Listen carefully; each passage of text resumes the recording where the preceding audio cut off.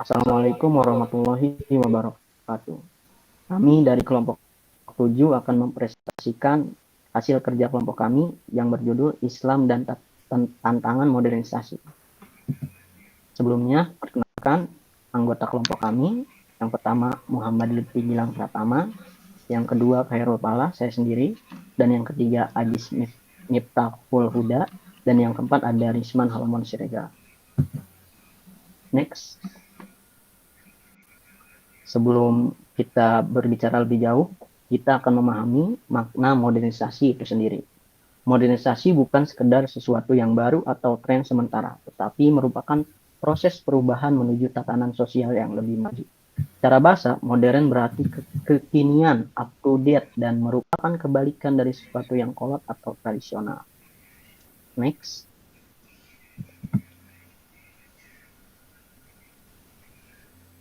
Dinamika modernisasi dan dampaknya pada masyarakat. Ada 4 poin yang akan saya jelaskan di sini.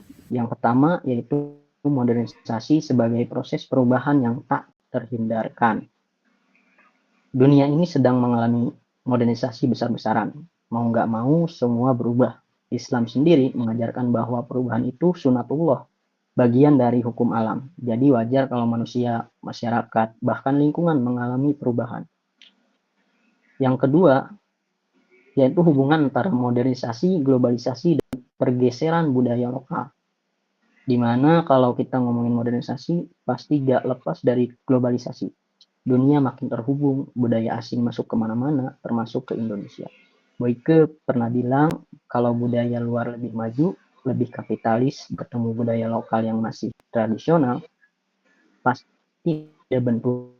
Hasilnya, biasanya budaya lokal lama-lama ditinggalkan. Contoh simpel aja, dulu orang pakai batik buat sehari-hari, sekarang malah lebih sering pakai baju kasual ala barat. Ini realita yang nggak bisa kita hindarkan. Poin ketiga, pengaruh globalisasi terhadap sekularisasi dan perubahan peragamaan. Di mana selain budaya asing, globalisasi juga bawa yang namanya sekularisasi. Ini kayak satu paket yang bersamaan. Akibatnya ajaran agama yang dulu dianggap sakral mulai dikritisi. Banyak orang yang lebih rasional, lebih melihat agama bukan lagi sesuatu yang mutlak. Jadi bisa dibilang modernisasi bikin orang makin kritis terhadap agamanya sendiri. Poin keempat, yaitu modernisasi sebagai revolusi yang mempengaruhi semua aspek kehidupan. Seringkali kita pikir modernisasi itu cuma soal teknologi atau ekonomi. Sebenarnya, Alfred Halpen, modernisasi itu revolusi di semua aspek kehidupan. Sosial, politik, ekonomi, intelektual, bahkan keagamaan dan psikologi. Contoh politik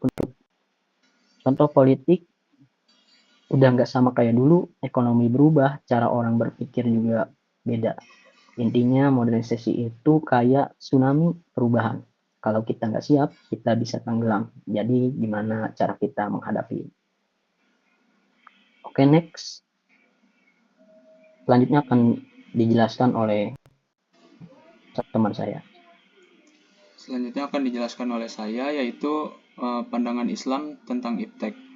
Ilmu pengetahuan dan teknologi atau iptek menjadi pilar utama dalam kemajuan peradaban manusia. Iptek berperan dalam berbagai aspek kehidupan, seperti sosial, ekonomi, budaya, dan politik, serta menjadi indikator maju atau tidaknya suatu bangsa. Islam sebagai agama yang menjunjung tinggi ilmu menghadapi tantangan modernisasi dengan menyeimbangkan antara ilmu dan iman. Dalam pandangan Islam, iptek bersifat netral, dapat membawa manfaat atau mudarat tergantung pada niat dan penggunaannya. Oleh karena itu, ilmu dan iman harus berjalan beriringan agar perkembangan teknologi membawa keberkahan bagi umat manusia. Next. Selanjutnya, peran ilmu pengetahuan dan teknologi dalam modernisasi menurut Islam. Yang pertama itu ilmu pengetahuan dan teknologi sebagai pilar peradaban. Dalam poin pertama ini, kita semua sepakat bahwa ilmu pengetahuan dan teknologi atau iptek adalah faktor utama yang mendorong kemajuan peradaban manusia.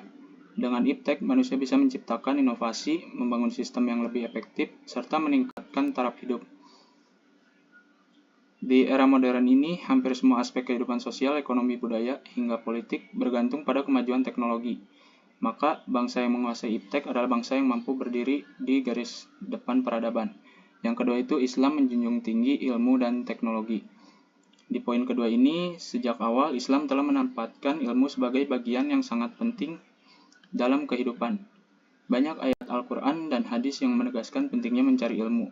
Dalam sejarah pun, kita melihat bagaimana para ilmuwan muslim di masa keemasan Islam berperan besar dalam perkembangan sains dan teknologi. Maka, tidak ada alasan bagi umat Islam untuk tertinggal dalam bidang ini. Selanjutnya yang ketiga ada iptek bersifat netral bergantung pada penggunanya. Di poin ketiga ini, modernisasi membawa perubahan besar dalam berbagai aspek kehidupan. Namun, tantangannya adalah bagaimana kita menyikapi perubahan ini tanpa kehilangan identitas dan nilai-nilai Islam. Modernisasi seringkali membawa pengaruh budaya luar yang tidak selalu selaras dengan ajaran Islam. Oleh karena itu, umat Islam harus bisa menyaring setiap perubahan agar tetap selaras dengan nilai-nilai keislaman. Boleh next?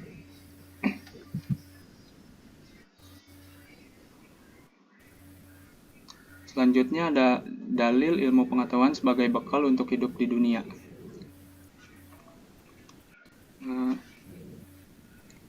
Saya baca Bismillahirrahmanirrahim. Walaqad karamna bani Adam wa hamalnahum fil bahri wal bahr wa razaqnahum minat thayyibati wa faddalnahum ala katsirin mimman khalaqna tafdila. Dan artinya, sesungguhnya telah kami muliakan anak-anak Adam, kami angkut mereka di daratan dan di lautan, kami beri mereka rizki dari yang baik-baik, dan kami lebihkan mereka dengan kelebihan yang sempurna atas kebanyakan makhluk yang telah kami ciptakan. Quran Surat Al-Isra 70. Selanjutnya akan dijelaskan oleh teman saya yang lain. Selanjutnya adalah konsep Islam tentang ekonomi dan politik. Politik ekonomi adalah pengaturan urusan masyarakat dalam aspek harta kekayaan melalui kebijakan dan strategi tertentu. Politik berasal dari bahasa Yunani dan Latin yang berarti mengatur masyarakat. Sementara dalam bahasa Arab dikenal sebagai siyasah yang berarti pengelolaan dan pengaturan urusan publik. Ekonomi berasal dari bahasa Latin oikonomia yang berarti mengatur rumah tangga, sedangkan dalam bahasa Arab disebut iktisad yang mencerminkan keseimbangan dan efisiensi dalam pengelolaan harta. Politik ekonomi Islam merujuk pada kebijakan ekonomi berbasis hukum syariah untuk mengatur mekanisme distribusi dan kesejahteraan masyarakat sesuai prinsip Islam. Selanjutnya ada politik ekonomi Islam. Poin pertama, pemenuhan kebutuhan primer, sekunder, dan tersier. Ini bukan sekadar aturan ekonomi biasa. Ini adalah sistem yang didesain biar semua orang mendapatkan rezeki. Lalu yang kedua ada fokus pada individu, bukan kolektif. Dalam Islam, tiap orang harus dijamin kebutuhan pokoknya terlebih dahulu, seperti makanan, tempat tinggal, pakaian. Lalu setelah itu, kalau mau punya mobil, handphone, atau liburan, silakan sesuai kemampuan masing-masing. Lalu ada yang ketiga, memastikan hak hidup dan kemakmuran secara adil. Bedanya sistem lain, Islam fokus ke individu, bukan sekedar angka-angka ekonomi di berita. Kita nggak cuma mikirin negara kaya, tetapi pasti tiap warga juga harus sejahtera.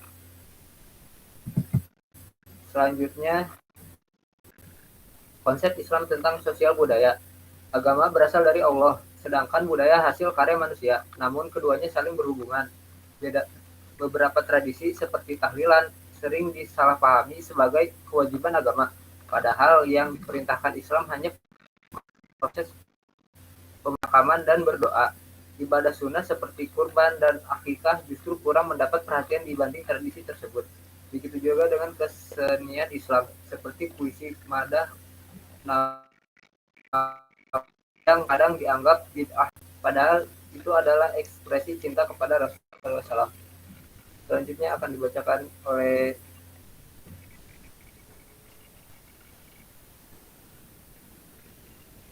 Aziz.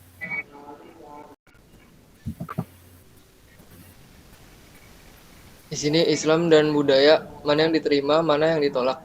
Yang pertama, Islam datang bukan untuk menghapus budaya.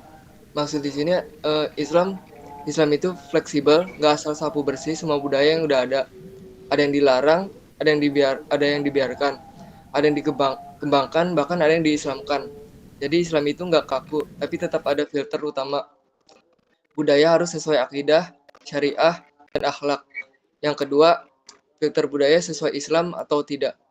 Di sini Islam bukan cuma sekedar agama, tapi juga pedoman hidup yang bisa memfilter budaya. Kalau budaya itu baik dan gak bertentangan sama Islam, ya silahkan lanjut. Tapi kalau budaya itu menyesatkan atau bertentangan dengan Islam, ya harus diperbaiki atau bahkan ditinggalkan. Yang ketiga, dalilnya jelas. Islam mengakui urf kebaikan yang dikenal masyarakat. Al-Quran bilang, jadilah engkau pemaaf dan suruhlah orang mengerjakan yang Al-Quran surat Al-A'raf 199. Artinya, adat dan budaya yang baik itu diakui dalam Islam. Contohnya, cara jual beli, tradisi dalam pernikahan, sampai etika sosial selama nggak melanggar syariat, ya aman. Yang keempat, kaidah al-ada muhakamah. Adat bisa jadi hukum.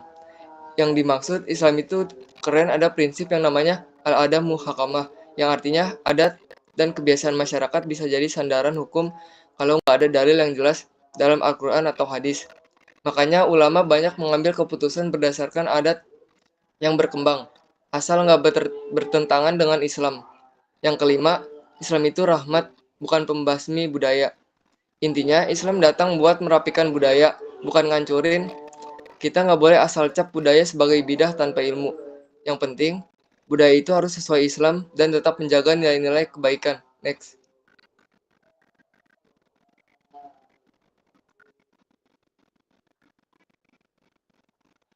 Konsep Islam tentang pendidikan. Pendidikan membentuk pribadi manusia bukan hanya transfer ilmu tetapi juga nilai dan kepribadian. Islam mewajibkan pendidikan sebagai bekal hidup yang baik. Dalam Islam, pendidikan mencakup at-tarbiyah atau pembinaan, al-talim atau pengajaran, dan al-tadib atau akhlak yang saling berkaitan dalam membangun individu dan masyarakat berlandaskan nilai ketuhanan. Next. Pendidikan Islam, konsep dan tujuan. Di sini pertama, pendidikan Islam bukan sekadar ilmu tetapi juga nilai. Yang dimaksud pendidikan Islam bukan cuma transfer ilmu tapi juga internalisasi nilai-nilai Islam. Tujuannya biar manusia cerdas secara intelektual dan bermoral, hidup seimbang di dunia dan akhirat.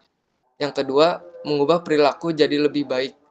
Menurut para ahli, pendidikan Islam itu proses mengubah perilaku individu, bukan cuma soal tahu, tapi juga bagaimana hidup sesuai ajaran Islam sambil tetap relevan dengan perkembangan zaman. Yang ketiga, tujuan akhir, manusia sebagai khalifah. Islam ngajarin bahwa manusia diciptakan buat jadi khalifah di bumi. Supaya bisa menjalankan peran ini, manusia butuh ilmu, moral, dan akhlak. Pendidikan Islam memastikan semuanya berjalan selaras. Yang keempat, dua pilar utama yaitu akidah dan syariah. Pendidikan Islam punya dua aspek penting, akidah sebagai fondasi keimanan, syariah sebagai panduan amal nyata. Percaya aja, nggak cukup, harus ada aksi nyata yang sesuai syariat. Yang kelima, filsafat dan ilmu sebagai alat bukan pedoman utama. Filsafat dan ilmu pengetahuan bantu kita berpikir kritis, tapi tetap agama yang jadi pedoman utama. Islam kasih batasan jelas supaya manusia bisa berkembang tanpa kehilangan arah. Next.